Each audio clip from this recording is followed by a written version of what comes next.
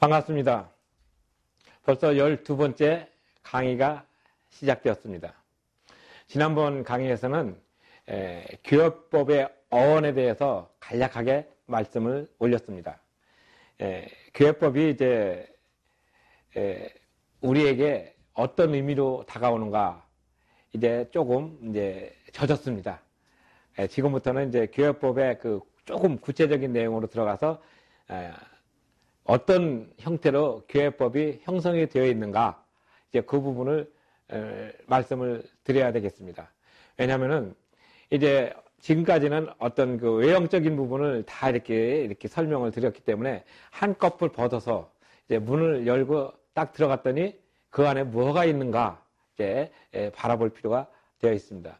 교회법은 보편적으로 크게 두 가지 부분입니다. 하나는 도리적 헌법이라고 해가지고 이제 고치기가 좀 어려운 부분이고, 또 하나는 절차적 헌법이라고 해서 이제 비교적, 상대적 절차에 그 까다로움이 없는 것입니다.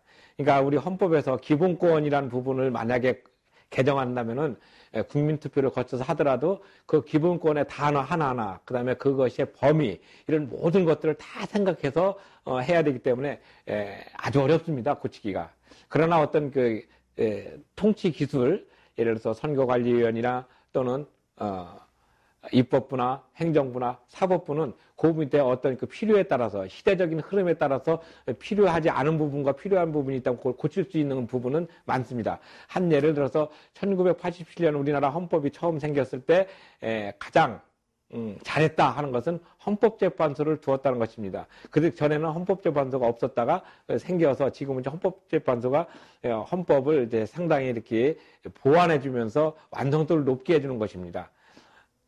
그래서 헌법 심사에 들어가면은 뭐 의원 여부라든지 탄핵이라든지 정당 해산이라든지 이렇게 중요하고 굵직굵직한 것들은 헌법재판소의 어떤 그 의견을 꼭 묻고 거기 결정에 따르듯이 이런 부분들은 중요한 어떤 그 절차적인 부분입니다. 마찬가지로 교회법도 이렇게 고치지 말아야 될 부분, 그 다음에 고쳐야 될 부분이 이제 분명히 있지만 시대에 따라서 사람들의 욕구와 또 사람들의 어떤 필요성이 다 달라지기 때문에 그런 것을 가지고 있습니다. 근데 우리는 일반적으로 이제 그런 부분들을 잘 못 느끼고 삽니다. 왜냐면은 교회법에 대해서 우리가 천착한다든지 또는 매몰됐다든지 해가지고 따지면서 이렇게 하는 경우는 거의 없었기 때문에 지난 1907년 우리나라에서 처음 동로회가 생긴 이후로 1960년까지 거의 60년 동안은 이제 교회법이 이렇게 막 바뀌거나 그렇게 한 것은 없습니다.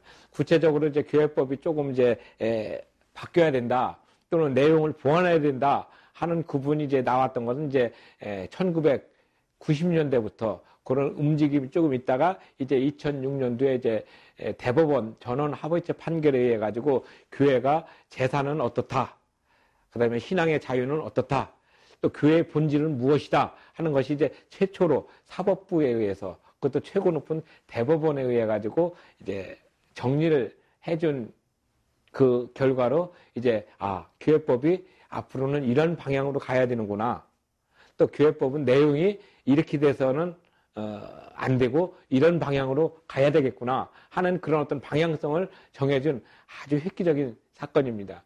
그래서 이 신서교회에서 소유권 분쟁으로 나왔던 그 판결이 대법원 2006년도 전원 합의체 판결인데, 이 판결이 이제 있음으로 인해서 우리나라 교회법은 이제 이전에 있던 것과 이후에 있는 것과 전혀 다른 모습으로 우리 앞에 나타난 것이 됩니다.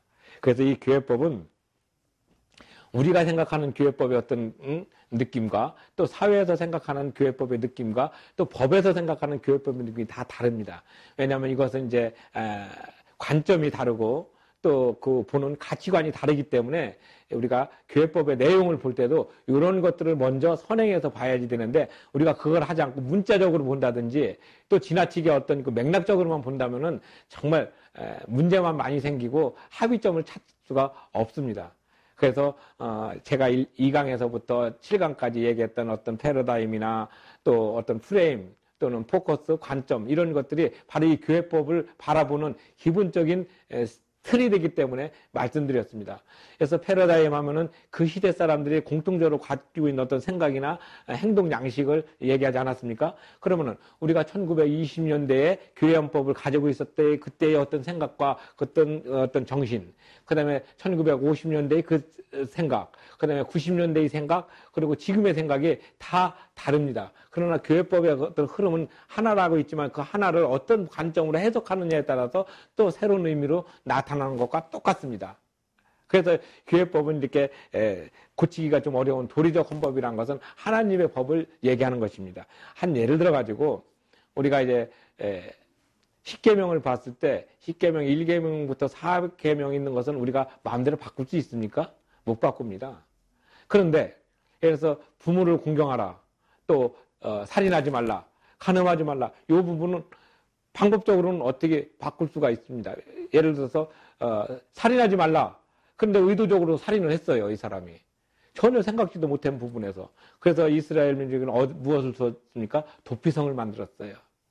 그래가지고 이 사람이 정말 어떤 살인을 할 때 고의성이 있었는가?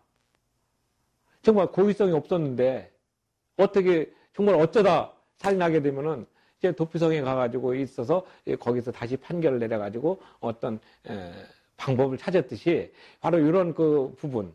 그러니까 지금 이제 살인을 정당화하는 것이 아니라 이런 부분에 있을 때도 됩니다. 우리도 이제 형법에도 살인을 했을 때 그 구제할 수 있는 방법은 이 사람이 어쩔 수 없이 살인을 했다. 자기가 살기 위해서. 그걸 정당방위라는 걸로 이렇게 인정을 해주는 부분이 있거든요. 그래서 이렇게 절차적으로 조금 잘못된 부분은 이제 절차를 좀 고치면 되니까 가능하면 그건 이제 고칠 수 있는 부분이 조금 쉽다는 뜻이지 이것도 막 바꿔라 그런 뜻은 아닙니다. 그만큼 이제 헌법 구성 체계가 이렇게 두 가지 체계인데 하나는 원리적인 부분, 하나는 절차적인 부분이다. 그러면은 원리적인 부분의 중심이 무엇이냐면 하나님의 법입니다. 예를 들어서 우리가 장로를 선정을 할 때 그 장로님 뽑을 때 헌법에는 품행이 방정하고 신심이 깊고 또 타의 모범이 되는 자, 그럼 장로에게 이렇게 선정하는데 결격 사유는 없습니다. 그런데 만약에 그 장로가 뽑는 그 대상자가 뭐 신앙심도 별로 없고 어떤 그 행동의 어떤 모범도 되지 못하고 그러면은 이 부분에 의해 가지고 이렇게 배제를 시키는 거죠. 아예 이분은 장로로서 어떤 그 품격이 없으니까 이분은 대상에서 제외된다. 이렇게 얘기하는 것과 똑같습니다. 그러나 그렇게 할더라도 그 사람의 마음속에 있는 신앙의 어떤 마음이 진실된 것인가 가짜인가는 우리가 판정해서는 안 된다는 얘기죠. 이해하시겠죠? 바로 그런 부분입니다. 그러니까 우리 내면에 있는 부분, 그 사람의 인신에 관계된 부분은 함부로 바꿀 수 있는 것은 아니다. 이런 어떤 기본적인 틀이 일반법에서 헌법에서도 그대로 수평이동된다고 생각하면 되고 오히려 그런 헌법적인 수평이동이 또 교회법으로 왔다고 해서 서로 교류가 되고 있다는 사실입니다. 그래서 교회 헌법을 이제 처음으로 우리가 보면은 이제 이 책에도 있지만은 1993년도 이렇게 그래도 어느 정도 정리가 된 것을 보면은 이제 제1장은 원리가 나와 있어요. 원리라는 것은 하나님의 뜻. 그래도 교회를 나오는 사람은 최소한 예수님을 구주로 고백해야 되지 않겠습니까? 예수님을 모르고 교회 다닌다. 이건 좀 문제가 있죠. 그래서 예수님을 믿는 자. 그래서 그런 고백한 사람들이 이제 교회에 오면은 이제 절차적으로 뭐라 합니까? 아, 이분은 우리 교회에 이렇게 등록을 했으니까 이제 우리 교회 교인으로 받아줍시다. 그래서 뭐랍니까? 원입교인 장부에다가 기록을 해야 그 교회 구성원으로서 모든 것을 갖추게 됩니다. 근데 저 사람은 우리 교인이야. 근데 원입교인 장부에 없으면은 그냥 다니는 사람이지 교인의 구성체로서 완벽한 건 아닙니다. 이게 절차적인 부분이에요. 지금은 이제 어떤 일이 잘 된다 할지라도 절차가 정당했느냐. 그래서 이제 법적으로 절차의 정당성을 얘기합니다. 교회도 이 절차의 정당성을 많이 결여했기 때문에 엄청 문제가 생기고 있어요. 예를 들어서 당회를 하고 그 당회에서 어떤 일을 결정을 했으면은 재직기를 통해서 그다음에 재직기를 통하고 당회를 통한 다음에 나중에 연말에 공동회의를 통해서 추인을 받아야 되는데 그 승인을 받지 않고 그냥 당회에서 통과했다 해서 끝나고 나서 몇 년 지나고 난 다음에 어떤 문제가 생겼을 때 딱 보니까 공동회의에서 결의를 하지 않았어요. 그러면 그건 무효가 되는 거죠. 그래서 절차의 정당성이 엄청 중요해진 것입니다. 우리가 별거 아닌 것 같지만은 그 결과도 중요하지만은 그것보다 더 중요한 것은 절차가 정당하게 해서 좋은 결과를 냈느냐. 우리가 이제 우리 생각은 뭐냐면은 뭐 어디를 가든지 간에 결과가 좋으면은 뭐 원인이 좋다 이런 식으로 생각을 많이 하는데 그건 안 그렇습니다. 원인이 올바르고 정당해야 결과도 좋은 것이지 결과가 어느 날 갑자기 좋고 이 과정이 나쁘다면은 그건 안 되는 것이죠. 그건 뭔가 흠결이 있는 것입니다. 그래서 우리는 과정도 중요하고 결과도 중요하기 때문에 처음부터 마무리될 때까지 모든 과정이 다 정당하고 올바로 돼야 된다는 것을 먼저 전제하고 교회법도 그러한 부분들 때문에 많은 고심을 하면서 이제 지난 110년 동안, 그러니까 1907년 처음 동로에 생기고 나서 이제 작년까지만 보더라도 111년 정도 되지 않습니까? 111년 동안 우리 교회법이 꾸준하게 이어왔지만 그런 것들에서 크게 문제가 되지 않았던 것은 원리 부분입니다. 왜? 원리는 하나님과의 관계 속에 있는 것이거든요. 그래서 항상 교회에 원리가 먼저 나와요. 그럼 원리가 나오면 두 가지가 이제 가장 대표적인데 하나는 양심의 이해, 그 다음에 교회 이해. 그러니까 교회가 무슨 뜻이냐. 그 다음에 양심이 무슨 뜻이냐. 그러니까 양심이라는 것은 자기가 신앙 고백이기 때문에 누구한테 검증받을 이유는 하나도 없습니다. 그러나 자기 자신을 알고 있죠. 내가 예수님을 정말 믿고 이 교회를 나왔는가. 아니면은 이렇게 봐가지고 친교나 사교적인 어떤 모임의 성격으로 나왔는가. 그건 자기 자신이 압니다. 남은 몰라요. 그러면 또 자기 자신과 누가 알겠어요? 하나님은 아시겠죠. 그러니까 우리가 어떤 일을 하다가 자기 의견이 막 이렇게 부딪히거나 안 받아들여지면 아니 너는 몰라. 그러나 하나님은 아실 거야. 이렇게 얘기하면서 넘어가는 경우가 많잖아요. 그런 경우도 하나님한테 맡기는 것은 믿음이기 때문에 내면의 어떤 양심, 그 양심의 자유가 이제 여기 원리에 포함이 됩니다. 그래서 그런 부분들을 이제 쭉 따르고 또 우리가 그 양심의 법에 따라서 일을 해야 된다. 그렇게 표현도 합니다. 그러니까 육의 어떤 표현이 마음속으로 이제 됐던 것이 나타나는 것이기 때문에 우리가 그런 것을 이해를 해야지 됩니다. 그래서 이 교회법을 할 때는 제일 먼저 원리가 나오는데 원리는 교회의 자기 이해, 또 양심의 어떤 이해, 이런 부분들이 이제 원리라서 이것은 이제 고치기가 어려운 부분이죠. 그리고 이것은 성경 말씀 중심으로 나와서 있기 때문에 우리가 성경 말씀을 바꿀 수 있다는 것은 전혀 그렇지 않습니다. 그 다음에 두 번째로 나오는 것이 이제 교회에 대해서 나옵니다. 이 교회는 이제 이 책 보면은 이제 202쪽에 이제 1993년판, 2018년판 해가지고 두 개가 이렇게 쭉 나와 있는데 이 부분에서 이제 여러분이 참고를 하시면 되겠습니다. 그럼 이제 교회는 무엇인가? 근데 여태까지 지난 9강에서 교회란 무엇인가? 그 다음에 10번째 강의에서 교회법의 보편성, 그 다음에 이제 지난번 강의에서는 교회법의 어원에 대해서 얘기했는데 여기서도 이제 교회란 무엇인가에 대해서 얘기합니다. 교회는 믿음을 가지고 예수님을 구세주로 고백하는 사람들이 모이는 어떤 보편적인 공동체다. 그렇게 나와 있으면서 교회가 또 두 가지를 얘기했지 않습니까? 이 세상에 있는 유형교회, 눈으로 보이는 가시적 교회, 그리고 하늘나라에 있고 영원히 우리가 모범으로 살아야 되는 오직 하나의 무형교회, 비가시적 교회, 하나님의 교회, 이렇게 우리가 얘기하는 것입니다. 이 교회의 본질적인 부분을 먼저 설명을 합니다. 그래서 이제 제일 처음에 당신이 예수님을 구세주로 고백하고 교회를 나와서 함께 하기로 한다면 이 두 가지가 나오죠. 그 다음에 이제 뭐가 나옵니까? 이제 교회가 이제 성립을 했으면 교회 안에서 일을 할 수 있는 사람들, 소위 교회 직원들이 필요합니다. 교회 직원 하면 이제 여러 사람들이 있죠. 목사님부터 시작해서 또 전도사, 또 행정 보시는 분, 이런 분들이 다 포함돼서 이제 교회 직원들이 이제 필요하게 되고, 그것이 이제 좀 이렇게 우리가 볼 때는 조금 이런 부분은 이제 바뀔 수가 있습니다. 이것은 이제 각 교회 사정마다 또 교회 구미에 따라서 뭐 1명을 둔다, 5명을 둔다, 10명을 둔다, 이런 것들은 우리가 마음대로 결정을 할 수 있는 부분 아니겠습니까? 그러나 이런 부분들을 아예 없앨 수는 없는 것입니다. 그래서 이제 교회 직원이 들어가고, 그 다음에 이제 교회 직원 중에서 또 중요한 것이 무엇입니까? 목사입니다.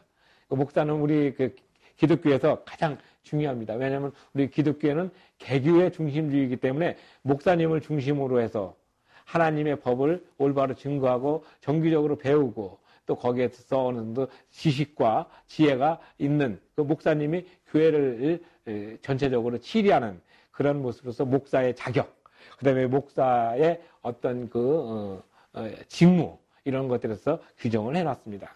그리고 이제 그 다음에는 이제 치리 장로. 치리 장로. 사실 목사도 장로거든요. 목사는 이제 설교를 곧 강도권을 가지고 있는 장로고, 이제 치리 장로는 이제 시무 장로라고 보통 표현하지 않습니까? 그래서 이제 교회 일을 이제 해주는, 그리고 그 교회 구성원들의 대표로 이렇게 뽑는데, 보통 이제 그 30명당, 세례교인 30명당 장로님 한 분을 둘 수 있다, 이런 규정을 이렇게 절차적으로 하는 것이죠. 그러니까 이런 그 절차적인 부분은 이제 조금 융통성이 있을 수가 있어요. 어떤 교단에서는 25명의 세례교인당 장로 한 사람을 둔다. 또 어떤 교단에서는 30명당 한 사람을 둔다. 또 이제 드물게는 이제 너무 이제 지금은 시대가 좀 어렵고 힘들으니까 처음 개척교회는 세례교인 30명당 장로를 2사람을 둘 수 있다. 이렇게 이제 규정하는 교단도 있습니다. 이것은 이제 나쁘다 좋다 그것이 아니라 그만큼 사회가 다변화되고 사회가 그만큼 다층화됨으로 인해 가지고 생존적으로 교회가 선교 전략을 효율적이고 효과적으로 할 수 있게 하기 위해서 만들어진 그런 부분입니다. 이런 것은 비교적 시행 세칙이나 또 시행령 이쪽으로 늘 수도 있는 부분이죠. 그러나 그런 한다 할지라도 교회헌법에서 일단 틀을 잡아주고 방향성을 정해줘야 그 방향성에 맞도록, 그 틀에 맞도록 하위 법령이 만들어집니다. 마치 헌법의 위임을 받아서 법률이 제정을 해가지고 우리의 삶을 바르게 이렇게 인도해 주는 것과 똑같은 원리입니다. 그러고 나서 이제 장로님을 이렇게 하고 나서는 이제 그 다음에 그 장로님 밑에 집사님이 있죠. 그래서 이렇게 집사도 이제 일반 서리 집사가 있고 항존 집사가 있죠. 항존 집사는 안수 집사라고 해서 이제 이분들은 이제 정년 70대까지 보장을 받습니다. 그러나 서리 집사는 1년에 한 번씩 매년 임명을 받는 것이 다르죠.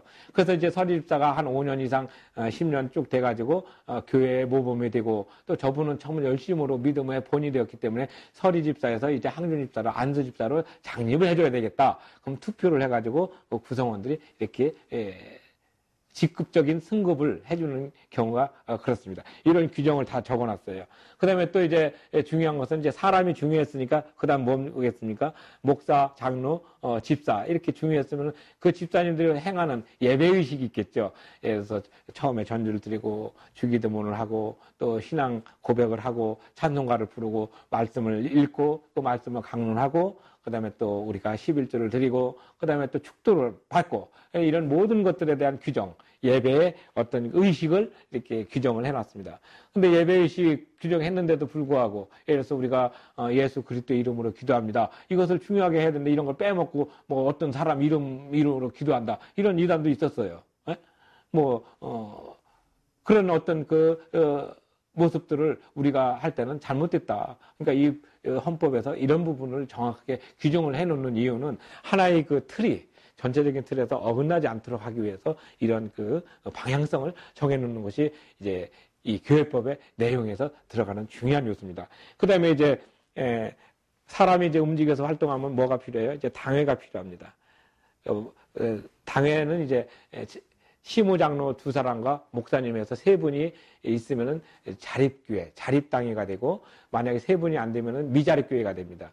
근데 우리나라에서는 이제 인원수에 대해서는 이제 특별하게 이렇게 정해놓은 것이 없지만은 아까 말씀드린 헌법에 있는 대로 예를 들어서 세례교인 30명당 장로 1사람이다 하면은 이제 세례교인 2사람이 아직 60명이 돼야지 장로 2사람을 꼽지 않습니까? 그럼 60명이면 이제 세례교인 60명이다 하면은 이제 어떤 가족과 이런 관계를 딸 때 최소한 한 100명에서 한 120명 정도가 되면은 그래서 장로 2분과 목사님 1분에서 다 자립교회 되면은 그 교회가 독립적으로 운영할 수 있는 어떤 틀이 갖춰집니다. 그래서 자립교회라고 하고 그 자립교회는 또 정관도 또 갖춰야지 되고 그러면서 이제 각 노회에서 소속돼 가지고 지역사회를 이렇게 선교하는데 효율적으로 할 수 있도록 하는 것입니다. 그래서 이제 당회가 그런 의미에서 필요하고, 당회 다음에 이제 노회가 또 있죠. 노회는 이제 그 교회와 교회가 몇 개 뭉쳐서, 예를 들어서 어느 지역에 넓어가지고 혼자 그 지역을 다 이렇게 감당하기가 어려우면은 그 교회에서 몇 사람, 교회가 몇 개 모여가지고 A 구역은 뭐 이쪽에서, B 구역은 이쪽에서, C 구역은 이쪽에서 연합해가지고, 그래서 그 지역을 복음화시키는데 아주 효율적으로, 효과적으로 할 수 있는 방법으로서 만드는 자치회가 노회입니다. 아시겠죠? 이런 것들이 다 표현이 돼야 되고 나타납니다. 그러면 이제 이런 분들이 또 어떤 부분이 필요하겠습니까?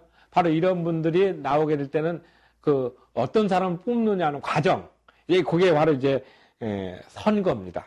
그 다음에 이제 목사도 아무렇게나 이렇게 목사 되는 게 아니라 일정한 어떤 수습 기간, 그 다음에 일정한 공부, 이런 것들을 다 거쳐야지 됩니다. 그래서 이제 그런 것도 헌법에 다 규정이 돼 있고, 헌법의 그 위임을 받아서 헌법 세칙이나 또 시행령 또는 사무규칙이란 용어를 써가지고 그 부분에서 아주 세세하게 적어 놓습니다. 왜냐하면은 전에는 이제 그렇게 복잡하게 적어 놓지는 않았습니다. 근데 이제 사회가 다변화되고 다층화되고 또 많은 어떤 사람들과의 조직적인 관계가 첨예하게 되니까 그물망 같은 어떤 조직의 모습에서 틈을 빼야 되기 때문에 바로 이런 현상이 일어나게 됩니다. 그래서 이제 목사의 어떤 자격, 또 장로의 자격, 그 다음에 이제 또 하게 되면 뭐 한번 목사가 되면 영원히 목사라고 표현을 하지만은 일은 또 할 수가 없는 경우가 있죠. 그래서 정년을 정해놓습니다. 보통 목사의 정년은 70세 생일날 전날까지 이렇게 됩니다. 그래서 이 생일 전날까지 제가 말씀드린 것은 이제 어떤 교회에서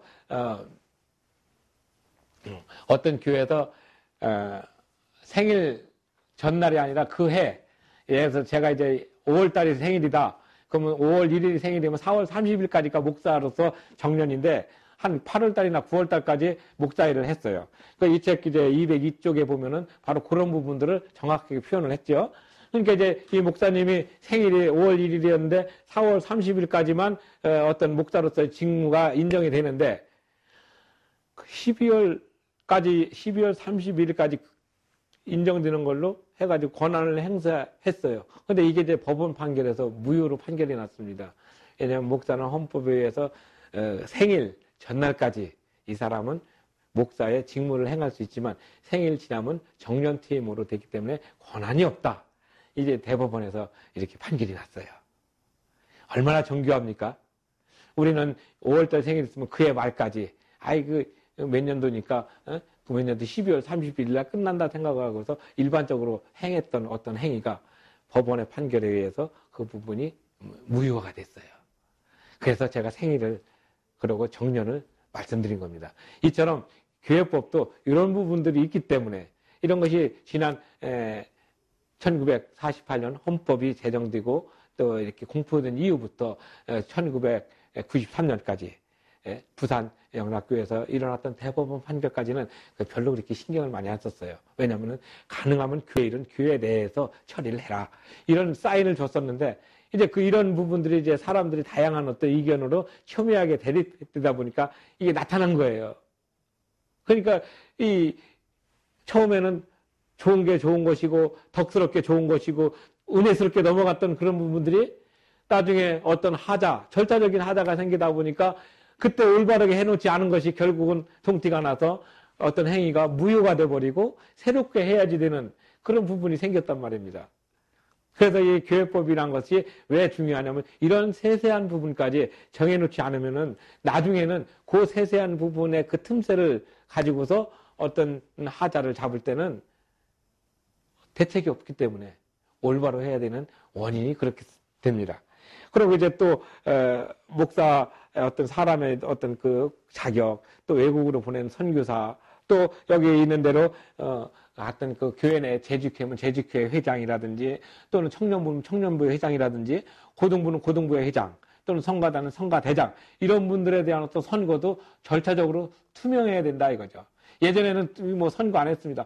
그 어떤 집사가 믿음이 좋고 그다음에 교회 생활을 오래 했으면은 당연히 당신이 한번 해보셔 했지만 지금은 이제 경쟁자가 생길 수가 있잖아요. 그럼 경쟁자가 생기면은 이제 선거를 해서 둘 중에 누가 더 적합한가? 그 이제 그 어떤 그 구성원들에 의해 가지고 이렇게 신임을 묻는 그런 경우가 또 생기게 됐죠. 또 이제 그 각 교회마다 이 부분은 이제 관리적 헌법에서 이제 그런 어떤 선거적인 부분, 그다음에 이제 또 의회라고 해서 이제 거기 뭐냐면 이제 공동의회, 그다음에 재직회, 그다음에 연합재직회, 우리가 얘기하면 이제 공동의회 부분, 그다음에 행동하는 부분, 이런 모든 것들이 이제 이렇게 규정을 해놨습니다. 전에는 이제 규정하지 않고도 포괄적으로 그거 뭐 덕스럽게 넘어가면 되지 꼭 교회에서 왜 따져? 이렇게 큰 소리를 냈던 사람들이 이제 어떤 운영을 해갔는데 이제 그게 이제 통하지 않게 됐어요. 그리고 그 당시는 이제 사람들이 많이 교회법이라든지 이런 것에 인식이 좀 부족했던 사람들인데 이제 그 이후부터는 그런 부분들이 이제 인식이 아니라 절차적으로도 바르게 돼야 된다 하는 그런 어떤 세상법적인 어떤 그런 부분이지만 또 사람의 그 도덕과 윤리의식이 소위 시민정신이 올라가다 보니까 믿음도 서로 같이 모여 있으면은 서로 피해를 안 주고 서로 공동의 어떤 선을 추구하는 모습으로 교회가 조금씩 성격이 변해겠죠. 그러나 근본 예수님을 향한 어떤 믿음의 어떤 그것은 그대로인데 그 방법적인 부분이 조금씩 바뀌었어요. 그래서 이제 2013년도 그래도 우리나라에서 제일 그래도 잘 됐다는 어떤 그 교회 헌법책은 이제 통합 측에서 2013년도에 이제 결의를 하고 2015년도부터 이렇게 시행됐던 것이 잘 됐는데 그 책도 그 헌법책 보면은 앞에 원리 부분이나 이런 지금 내 그런 조직 부분은 많이 안 바뀌었어요. 그런데 권징 부분은 엄청 늘었어요. 왜? 사람들이 그만큼 다양하게 그 교회 재산에 대한 관심과 또 교회 재산권에 대한 다툼이 생겼기 때문에 그런 부분에 대한 어떤 불미스러운 어떤 그런 부분이 많이 생겨서 교회 권징은 이런 부분을 이렇게 된다는 것이 많이 나타났던 예시라고 볼 수가 있습니다.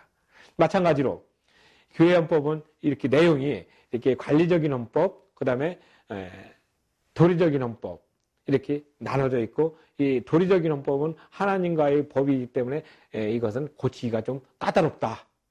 그리고 관리적인 헌법은 그 까다로운 거에 비해서 상대적으로 조금 쉽다. 그러나 이것도 쉽게 바뀌지는 않습니다.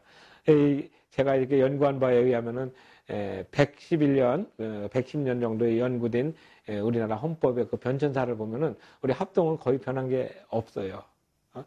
총대 이렇게 넣고 대회가 이제 있지만 대회는 좀 무력화되는 그런 부분이 있고 그래도 그 용어는 쓰고 있고 그다음에 또 이제 총대 넣으면서 이제 당회가 조금 이제 앞쪽으로 중요한 어떤 그 결정권을 가진 기관으로 부상한 정도, 그 이상은 없습니다. 이처럼 헌법은 상당히 수동적이고 또 어떤 것을 선제적으로 하는 것이 아니라 모든 사람들의 어떤 그 모임이 모여서 그 모임 자체에서 나타나는 그 공동체의 그 방향성을 이렇게 수렴을 해서 나중에 나타나는 부분이 이제 헌법입니다. 교회 정관도 여기에서 크게 어긋나지 않고 노예규칙은 조금 달라요. 왜냐하면 그 자치적인 부분이 강하기 때문에 그래서 노예규칙은 따로 여러분에게 설명을 할 기회가 있을 것입니다. 그래서 오늘 여러분에게 말씀드렸던 교회 헌법의 구성이 관리적인 부분과 또 도리적인 부분이 있다.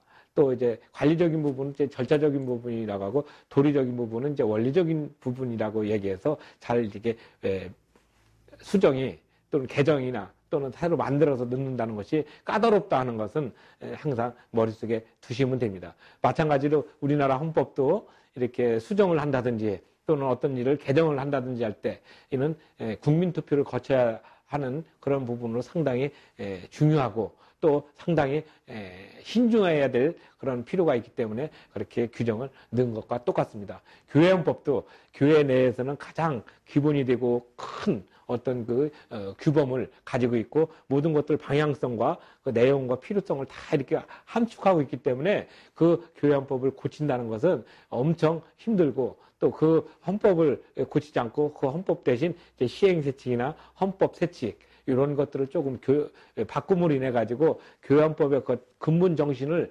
훼손하지 않는 범위에서 운영의 묘를 살리는 경향이 많이 있다는 것을 첨가해 드립니다. 그래서 우리가 이제 교회헌법을 볼 때는 바로 이런 것이 있다. 아, 교회도 상당히 쌓임새가 있구나. 아, 생각하기 외로 교회헌법이 그래도 체계가 있네. 이제 여러분 느끼셨을 겁니다. 어떤 거든지 법은 이렇게 체계와 또 절차와 또 어떤 전체적인 포괄성을 함축하고 있기 때문에 그러한 부분들을 이제 생각하면은 대부분 이제 법이 어렵다 이런 인식을 갖게 되는 겁니다. 그러나 이제 그러한 원리적인 부분을 먼저 이해를 하시고 이렇게 보면은 오히려 야, 이렇게 교회법도 이럴 수가 있어? 이렇게 하면서 새롭게 교회법을 바라보는 어떤 인식이 될 것입니다. 그래서 교회법은 늘 우리와 함께 특히 믿는 사람에게는 교회법을 평소에 의식하지 않는다 할지라도 항상 교회법 안에서 우리가 있다는 사실. 우리가 하나님의 사랑의 법을 못 느낀다 할지라도 하나님께서는 일반적인 은총과 특별한 은총을 통해서 늘 우리에게 그 부어주시는 그런 모습이 있다는 것을 기억한다면 교회법도 사랑의 법으로서 우리 삶 속에 항상 함께 가고 있다는 것을 꼭 기억해 주시길 바랍니다. 조금 딱딱하지만 어려운 시간 함께 해주셔서 진심으로 감사를 드립니다. 그리고 이 강의 내용에 대해서 의문이 있으시면은 이 하단에 보면은 제 연락처가 있습니다. 그쪽으로 전화를 주시면은 제가 성심껏 아는 대로 답변해 드리겠습니다. 정말 감사드립니다. 앞으로 교회법을 통해서 우리 교회가 사회에 어떤 기본이 되고 또 따스하고 신뢰받는 공동체로서 기능하면서 하나님의 나라가 이 땅에 올 때까지 전심전력하기를 진심으로 기도드립니다. 고맙습니다.